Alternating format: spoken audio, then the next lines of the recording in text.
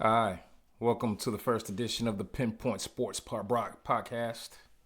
Pinpoint Sports Podcast, I'm sorry. My name is Eric Bruton. Um, this is my favorite time of the year in the sports calendar. Always has been, even going back to when I was a little kid. You've got at the end of September, early October, the NFL season starting to heat up. We're about a quarter of the way through the season. You've also got baseball pennant races. I know we live in a time now where baseball is not the sport that it used to be in terms of popularity, but it's still one of my favorites. I've always loved it. I'll still always love it. You've also got the college football season in full effect now. Great game on Saturday night between Georgia and Alabama, a real heavyweight fight. So we're just gonna talk about a couple of those things on today's show. Uh, it's interesting to me because the NFL right now is like I said, we're a quarter of the way through, and if I wanted to be nice about what I've seen thus far throughout the first quarter of the NFL season, I would just simply say we're looking at a lot of parity, and I do mean a lot of parity.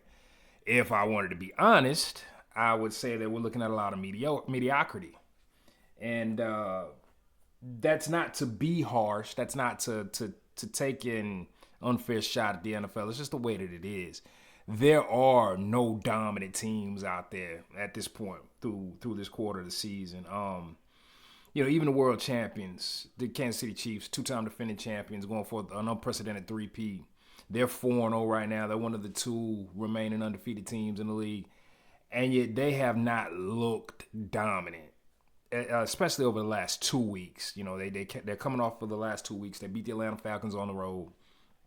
Not a great defensive team, the Falcons. Not a defensive juggernaut. And yet Kansas City struggled to put up points on them.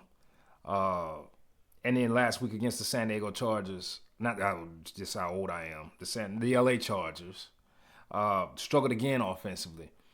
Patrick Mahomes is without a question still the best quarterback in the NFL, and yet he just has not looked right this year. We've talked about the issues of Travis Kelce and whether or not he's gotten old and he can't do this anymore. He has not looked right this year. They lost Rashee Rice, who's been their best player offensively and has become that go-to guy in that offense. Looks like he's going to be out for a significant amount of time with a knee injury. They're the two-time defending champs. Nobody's going to count them out, but they just have not looked dominant, and they're the best team in the league. The only other 4-0 team in the league right now at the moment, the Minnesota Vikings. Great playmakers when you talk about Justin Jefferson. That defense is elite. But is anybody really buying Sam Darnold? And that's really what it comes down to. I mean, have you bought all in on Sam Darnold? Have you forgotten what you've seen from Sam Darnold in New York, in Carolina, in San Francisco? Do you buy into this idea that he's remade himself completely into an elite NFL quarterback? And I know we've seen it with some guys. Probably the greatest example is the guy we watched on Monday Night Football last night, in Geno Smith. If you remember Geno Smith early in his career in New York, the struggles that he had, but he got to Seattle and now he looks like a completely different guy. I don't know if that can be Sam Darnold. He just doesn't. It's too hard for me to put out of my mind the things that I saw from him earlier in his career. Nevertheless, he's the quarterback of a 4-0 football team, and they have looked pretty good. They kind of went to sleep in the second half against Green Bay on Sunday. That should be a little bit concerning. But as of right now, they are at the top of the heap. In a very, very tough division, mind you. They legitimately have three teams that can make the playoffs out of that division. And if you look around the rest of the NFC, you look at the struggles of the NFC East. You look at San Francisco right now 2-2, but hasn't looked good. You look at the Rams, who was the pick for a lot of teams early on in training camp to sort of make a playoff run. They haven't looked good.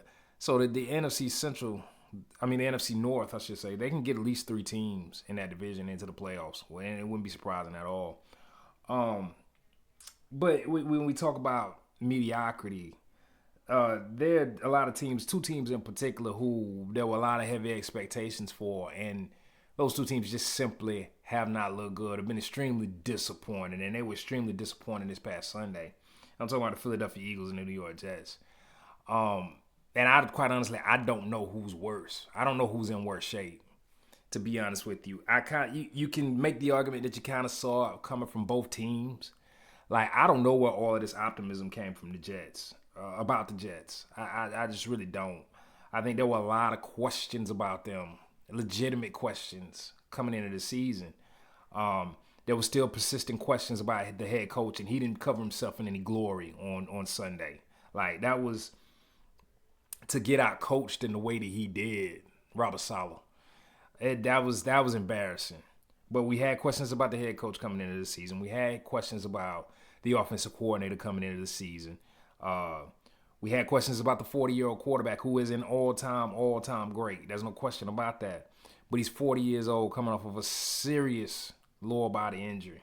And people just assume that this was a team that was going to challenge for the Super Bowl. And it's still early. They're not out of it.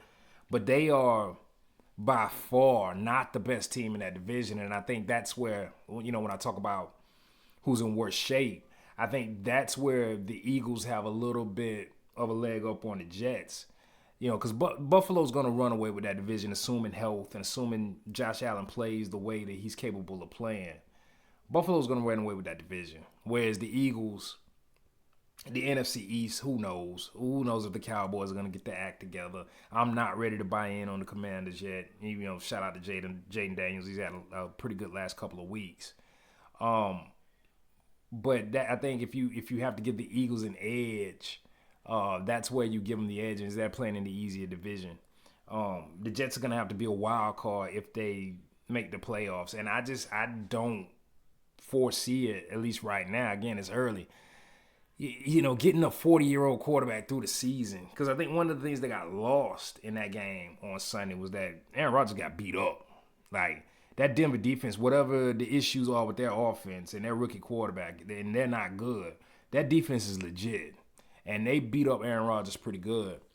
And so that's a question of, is he going to be able to make it through the season? Because that's another issue that the Jets had coming into the season. That offensive line is sort of a patchwork offensive line, and they played like it on Sunday. The false start penalties, this whole idea and all of this chatter about whether or not the Jets should change up their cadence. Aaron Rodgers should change up the cadence. There are a lot of issues there. There are a lot of issues there, and like I said, Buffalo is clearly the best team in that division and should win that division. That doesn't make the Eagles situation much better. That team is, I was one of those people who, when I may have been in the minority, I know I was in the minority, I didn't agree with this idea of firing Nick Sirianni after last season ended. I really wasn't.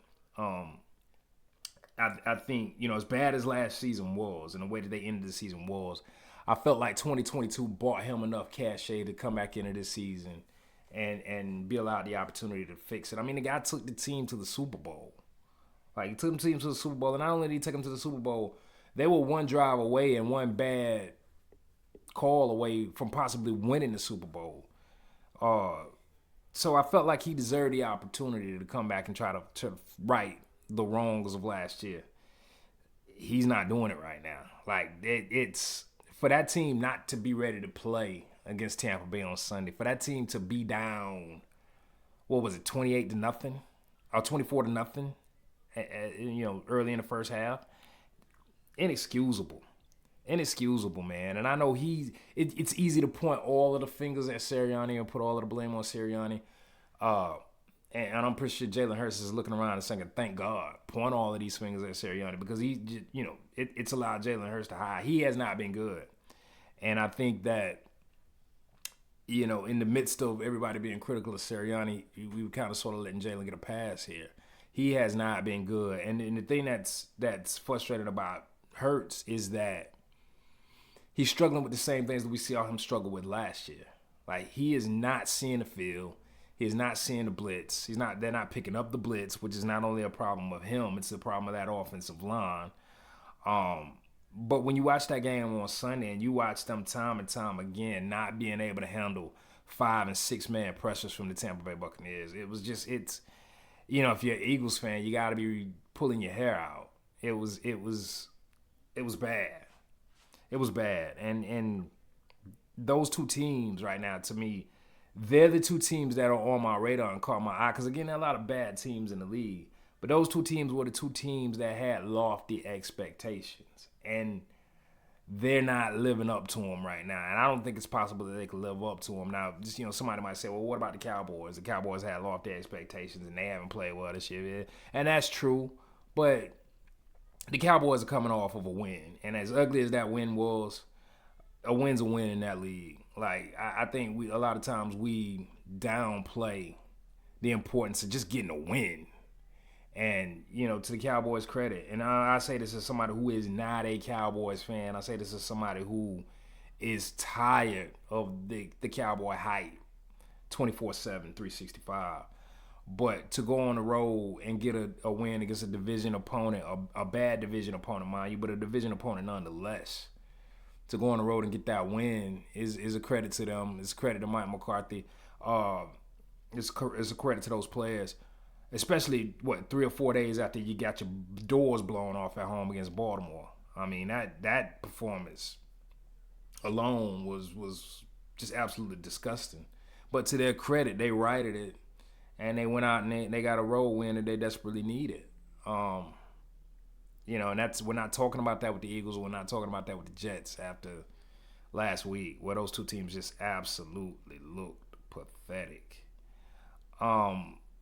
So that's just my take on it throughout the first 4 weeks of the season. We reached that quarter pole. We'll see what happens going forward. It should be interesting. Just my take on everything.